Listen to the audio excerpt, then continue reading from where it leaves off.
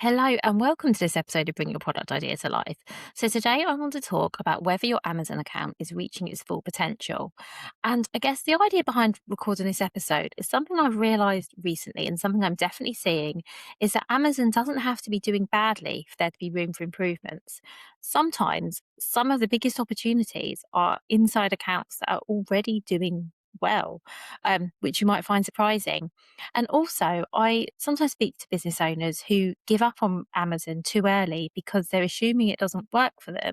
But actually, there are changes they could make that could result in either more sales or better margins or whatever it is. Not everything in Amazon is set on stone. That's why I thought this would be a useful episode to record for you today. So, the first thing I want to talk about is the signs that your Amazon account could potentially be doing more for you. And I'll go through all of these. So, the first one is if your sales have been steady, but you haven't seen much growth, particularly if new products have been added. The next sign is that do you have listings that haven't been updated since they first went live, even though this could be years ago? Because in that time, customer expectations can change, search terms might change, your competitors' listings might change, your competitors in general might change. And you may have listings. I've definitely worked with brands who have listings that have been on Amazon for 10 years plus, honestly. And these products do really, really well. And they do really well without being optimized. So that means they've never been optimized. But they could actually be doing better. They might be missing out on visibility due to missing keywords not being in there. They might be missing out on sales due to not all information being shared. I've definitely seen listings that are really, they've been on Amazon for a long time. And some of them have got tens or hundreds of reviews, but they haven't got their A plus content yet, or they've never got around to setting up a store because they've never needed to, because historically these listings have already been doing well. And that's fantastic. But just think how much better they could convert if your images were updated and you had, more up to date product shots, or you had lifestyle images, or you added some FAQs to tackle some of the questions the customers answer. There's all kind of things that even though if your listing has been doing well, and I think this particularly applies if your listing's been on Amazon for a very long time, back in the days before some of these things were even around, if your listing is doing well, despite not having any of this on there, just think how much better it could convert and how much more visible it could be if you're making these sorts of changes. Maybe your branding has been updated, or you've updated your website. But you've never updated Amazon to reflect that. Maybe it's your images. Maybe you've had a new photo shoot and you've got some brand new images. You've got some lifestyle shots. You've got some lovely images you're using for ads or on your website or on social media, but you've never updated Amazon to reflect that. That's another sign that actually perhaps your account could be doing more for you. Another sign is that you've got products that are converting and selling well. And perhaps, again, this is due to being on Amazon for a long time and having great reviews, but visibility is still low. That's definitely a sign that things could be done to that listing. It might be, as I said earlier, that the search terms you were using when you set up your listing aren't what people were searching for anymore. It could be there's more competition. If you're running ads, it could be that you need to be targeting different terms. It could be all kinds of things, but this is just an indication that this is something that you could look at. You might have products that convert really well when people find them, but actually, if you were to run ads to them, and maybe test the ads properly, they would get a lot more visibility. So that's another sign. Over reliance on bestsellers. If you've got a handful of products that are driving the majority of your sales, and you've maybe never got round to looking at the newer products. Maybe there are new products in your range that have never had the same attention as the original bestsellers. Maybe you've never used Vine. Maybe you've never worked on getting reviews, which obviously makes it harder for customers to feel confident buying them. Maybe you've never fully optimized those listings. Maybe you've never tried ads. Maybe you have products that do really well on your website that actually aren't even on Amazon yet because you haven't got round to listing them. Another sign is that you might be running ads, but maybe you don't really understand the data or don't really have the time to look at your ads performance very often. And this, by the way, is something I see a lot because it can be tempting to set up ads on Amazon and let them run and see how they do. And they might be performing really well, but doesn't mean they couldn't perform better. So this isn't about saying you're doing anything wrong or there's anything in your account that's not working. This is about saying things might be doing well, but what if they could be better? So what if your ads have got a good ROAS now, but actually, because your ads have got a good ROAS, you haven't looked at them properly in a couple of months. If you were to spend, an hour, half an hour having a look, making some tweaks, adjusting bids, whatever it is, maybe the ROAS next month could be even better. Maybe the ad sales could be better. Maybe they could be more visible. Maybe you could spend less money on them, whatever it is. I believe that there's always room for improvements, but when things are going well, these things are so much harder to spot. And then, of course, there might be operational changes that could save you money. So, reviewing how your products are packaged or fulfilled, or how you send them into Amazon. Um, for example, I worked with a brand recently and discovered that their products that come in a really sturdy box were being put into a separate box by Amazon to send out to customers. Now, of course, this seems really silly, but all of us who know Amazon can well believe that Amazon would put a box inside a box. But you have to actually ask them not to do that anymore. It's not something they're going to do themselves. They're not going to take the initiative. You actually have to request for Amazon to stop putting your box inside a box if that's something you want to do. You have to provide all sorts of evidence that your box is, sturdy enough and it doesn't need overboxing. But once you go through that process, that can save you a little bit of money on every order. And that's the kind of thing that, depending on the volume of orders that you have, can really start to add up. And by the way, all of this is still true if Amazon hasn't taken off yet. So let's say you're listening and you're thinking, well, Amazon isn't doing really well for me at the moment, Vicki. It's, I haven't been on there very long and it's sort of never really, it's never really done anything for me. It doesn't necessarily mean that Amazon isn't the right place for your products. It might just mean that your account hasn't had the right attention yet. So, for example, have a look at how well optimized your listings are. You hear me talk about this a lot. The first thing I would always look at if someone came to me and said, I'm not happy with how things are going on Amazon, would be, is your listing really well optimized? Is it the best it could possibly be? Are the text and the images and the search terms all there? Are you portraying your product in the best way possible? Do customers understand what your product is, who it's for, what the benefits are? Are any questions they'd have that might prevent them from purchasing answered? All of these things are really key to look at. It also might be that your product isn't showing up for relevant searches, particularly if it's a new product and you haven't done anything to drive traffic. There is a chance it might not be coming up organically, so that's something to look at. If you've never thought about prioritizing reviews, whether that's from your existing customers, whether that's from using Amazon Vine or however you do that. I had a whole episode on reviews a few weeks ago, so you can go back and listen to that episode in full. But that's another sign that that's something else that you could look at before you decide Amazon isn't for me, I'm going to give up on it. Definitely have a look at that. And then the final thing is ads, because sometimes ads may have been tested, but unless you give it enough time and have enough data to learn what's working or what's not working, they may not work for you. Ads don't necessarily work overnight. For some people, they do. Some people will turn on their Amazon advertising and they're going to do really well right away. The ads are going to, the products are going to convert. The cost per click is going to be great. The ROAS is going to be high. All of that brilliant. But that isn't the case for everyone. For some people, it takes a little bit of tweaking and testing to get ads working for you. So if you recognize yourself in any of those, I think that is a sign that there is still potential for you on Amazon. Whether you're doing really well, I still think, there are still things you could probably look at to help you do better. And if you feel you have never given Amazon enough of a chance, I'm sure that if you resonate with any of the things I've just said, there are things that you can look at that will really help you to hopefully get things going on Amazon. And that is why are you getting the most out of Amazon is a useful question. And it's the question I wanted to ask in this episode, because I think it can be really easy to assume that it's you or it's your product or you've done something wrong, or there are lots and lots of reasons you might feel like Amazon isn't doing well for you. But often it can be something really, really small that can make the difference. And again, if you're doing really well on Amazon, it can be really easy to say, okay, that's great, I'll just leave it ticking over. But actually, that can be when, if you don't put a little bit of attention on it and things do change, it can be hard to figure out why, which is why I think it's worth thinking about now. And by the way, I totally understand why all of this happens, because let's be honest, you're really busy. Amazon is not going to be your only sales channel. It might not even be your biggest sales channel. It might just be an additional marketplace alongside everything else that you're doing. So there's the time aspect. Totally understand that. And then also, if sales on Amazon or anywhere else are doing well, there's definitely a tendency to not want to interfere not want to rock the boat.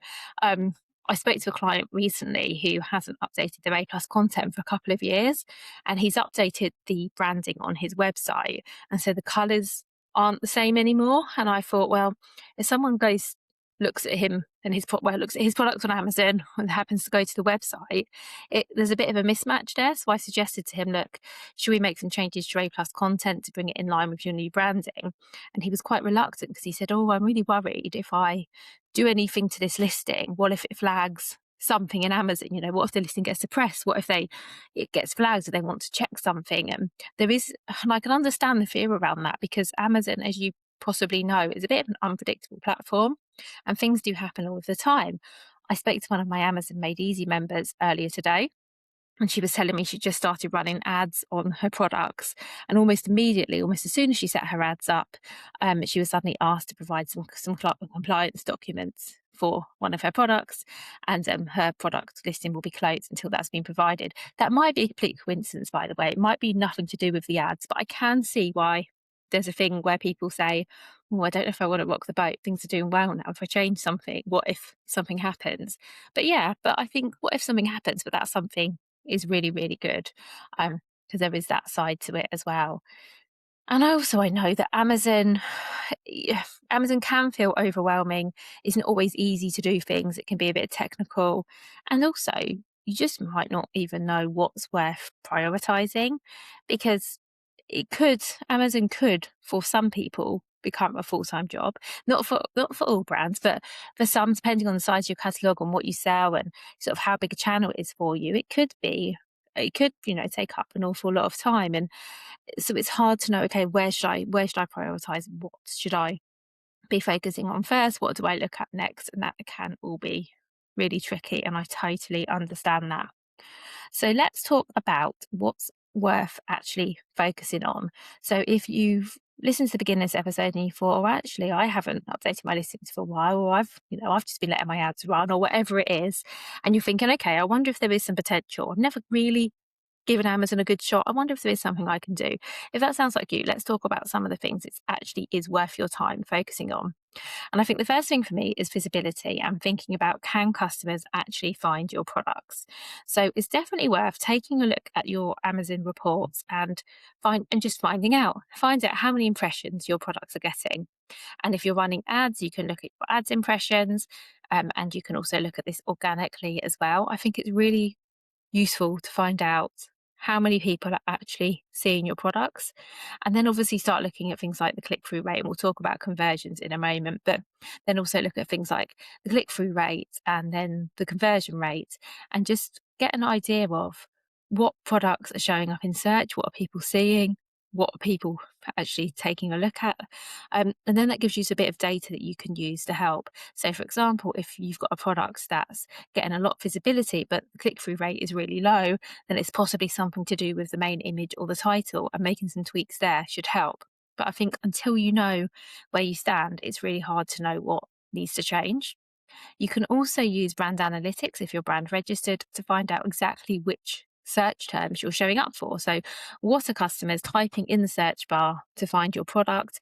How much is your brand share of a particular search term? That sort of thing is really, really useful, and I definitely think it's worth looking at.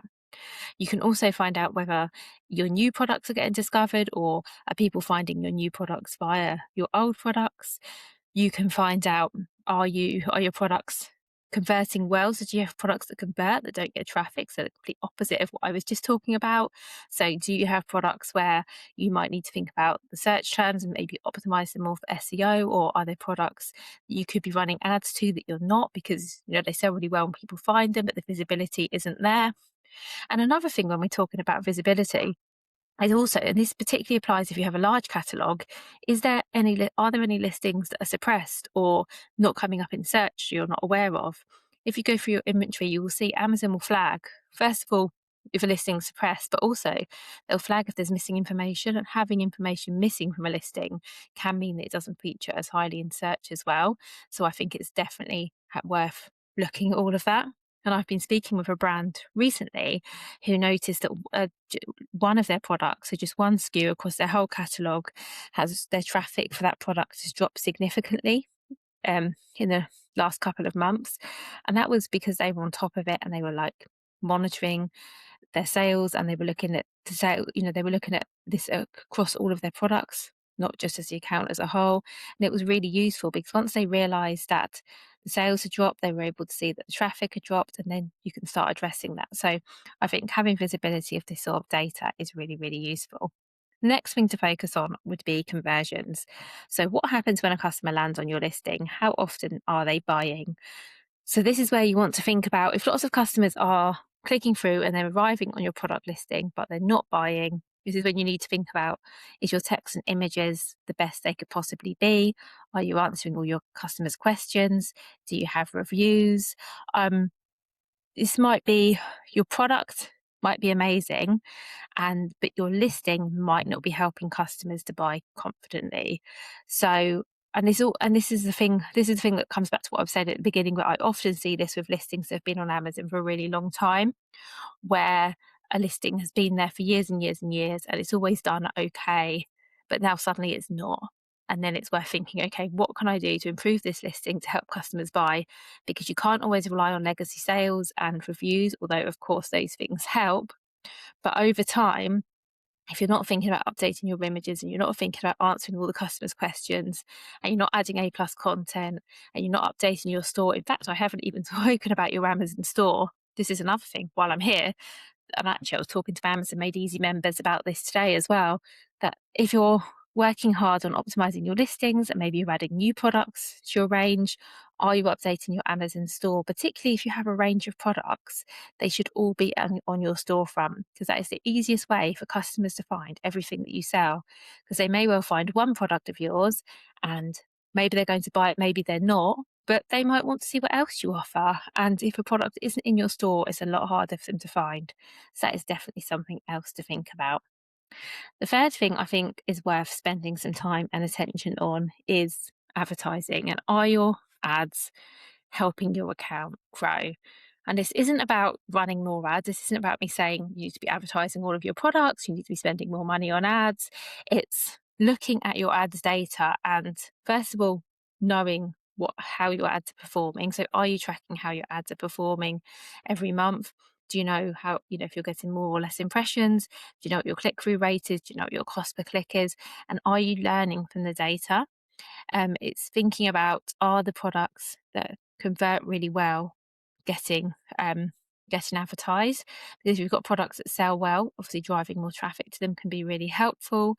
If you've got products with with high impressions but low conversions, then perhaps that might be a sign that you need to, as I've said before, work on the listing before thinking about advertising. So it might be that if you're spending a lot of money on advertising a particular product and that product just isn't selling, that would point to it being something to do with the listing rather than the ad. So that might be something else to consider.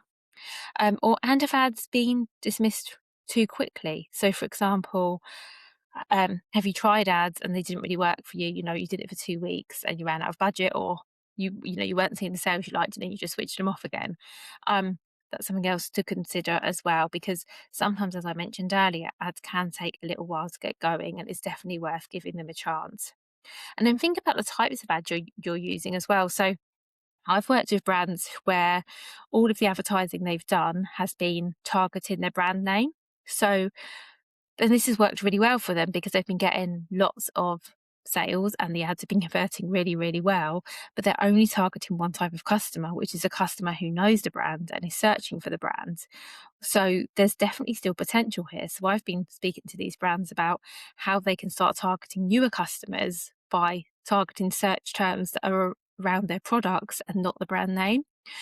Because even though the brands that I'm thinking of were doing really, really well, that, as I said, the return on ad spend was great. They were getting a lot of sales from their ads. They could have been getting more just by expanding who they were targeting slightly. So not just going for those customers who were aware of the brand, but trying to get some customers that were new to the brand as well. So, and as I say, these are brands that were doing both brands that were doing really, really well. But they could have been doing better and reaching more customers just by changing the advertising strategy slightly. And then the final thing I think is what is worth thinking about is the operational or just call them profitability opportunities. So things like the shipping in your own product packaging that I mentioned earlier, thinking about your fulfillment methods. So, for example, are you using FBM, and is it worth, depending what your product is it worth trialing FBA to see if offering FBA makes a difference to your sales? Or if you're using FBA and you're finding it expensive, or it's not quite working for you, or I worked with a brand who was getting a high number of returns using FBA because their products were getting damaged quite a lot. Is it worth trying FBM and seeing if that works better for you? And speaking of FBA, it's worth looking at your measurements. So I started working with a brand recently and noticed that the measurements for their products looked a little bit out. Their products were quite small, but when I had a look at the measurements down for FBA, they didn't seem quite right. You can actually ask Amazon to remeasure your products if you believe the dimensions they hold are incorrect. And the reason this is important is you'll know that your storage is based on the size of your products.